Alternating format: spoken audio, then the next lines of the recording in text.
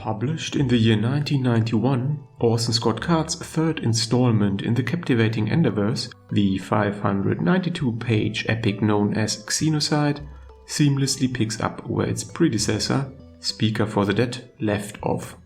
This marks a departure from the somewhat disjointed narratives between the initial two novels in this series. Despite Xenocide registering a lower score on the Sci-Fi Mo scale, primarily due to the introduction of fantastical elements that firmly position the story within the realm of science fantasy, it still stands out as the first entry to significantly broaden the narrative scope. Card skillfully weaves together multiple plot points across different locations, creating a cohesive and expansive storyline. While Xenocide may not match the groundbreaking and captivating concepts found in Speaker for the Dead or Ender's Game, it is by no means devoid of its own unique offerings.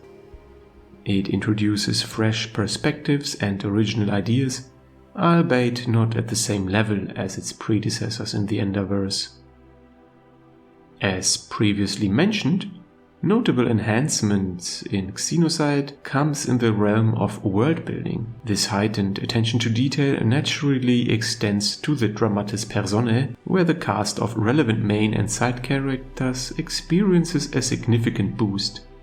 This can be attributed in part to the introduction of a diverse array of point-of-view characters, enriching the overall narrative and character dynamics.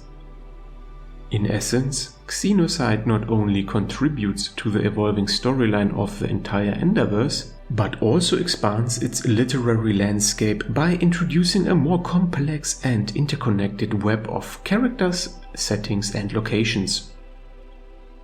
Similar to the first two novels of the series, Xenocide's critical reception is nothing to scoff at, as evidenced by having garnered 5 nominations and having been awarded twice, namely the AML Award for Best Novel in 1991 and the Prix Cosmos 2000 in 1994.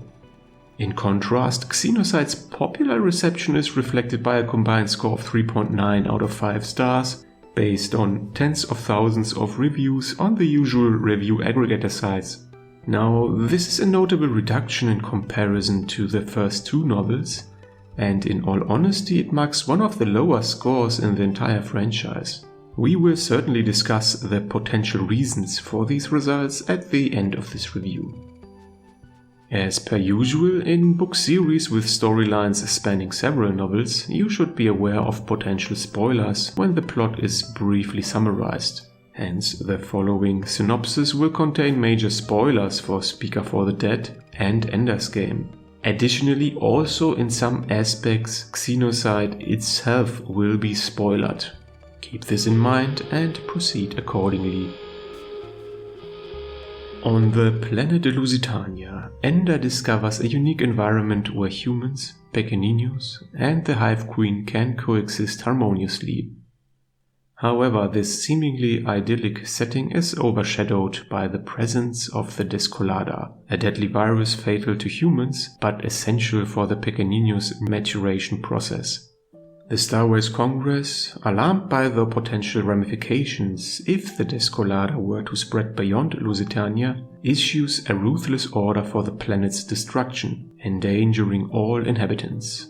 As the fleet approaches, the looming threat of a second Xenocide becomes increasingly unavoidable and stirs unrest in the varied populace of Lusitania.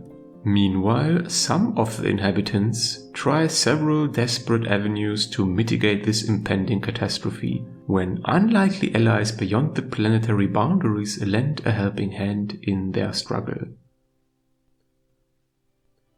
The introduction of faster-than-light travel in the narrative is initially unconventional, deviating from the typical technobabble often associated with such concepts. Although one could also argue that Xenocide's version of FTL travel relies on the power of love, if one would be overcritical.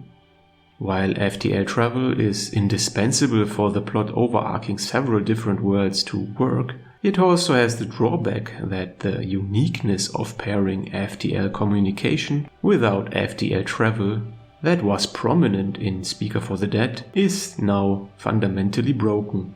After having reflected on this a bit, at least parts of the plot in Xenocide could have used a holographic form of FTL travel/communication, which is something that has been hinted at existing in later novels of the series. The narrative intricately explores the dynamics between diverse sentient species characterized by significant power differentials. Humans, spread across numerous worlds, coexist with a nearly extinct Formix holding latent potential for a resurgence of their former grandeur.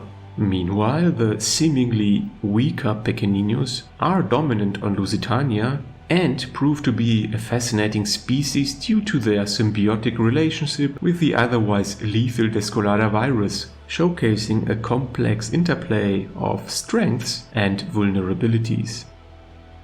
On the flip side, the Ribeira family drama emerges as a tedious subplot, diverting attention from the broader storyline and potentially contributing to the lower audience ratings discussed previously. This diversion becomes a downside, overshadowing the otherwise engaging elements of the narrative. Furthermore, the sidelining of Ender, supposedly the central character in the series, within this specific book adds an additional layer of disappointment, potentially diminishing the overall impact of this particular installment to its wider readership. This is not to say that the other, now prominently featured characters are horrible. They are all at least serviceable and for the most part even interesting and intriguing, the exception being the aforementioned moments for familial and relationship drama centered around the Ribeiras. Overall, Xenocide competently continues the story that was told specifically in Speaker for the Dead and in broader strokes Ender's Game. However, it does not reach the heights of these previous two novels, even though Xenocide is still for the most part an enjoyable read.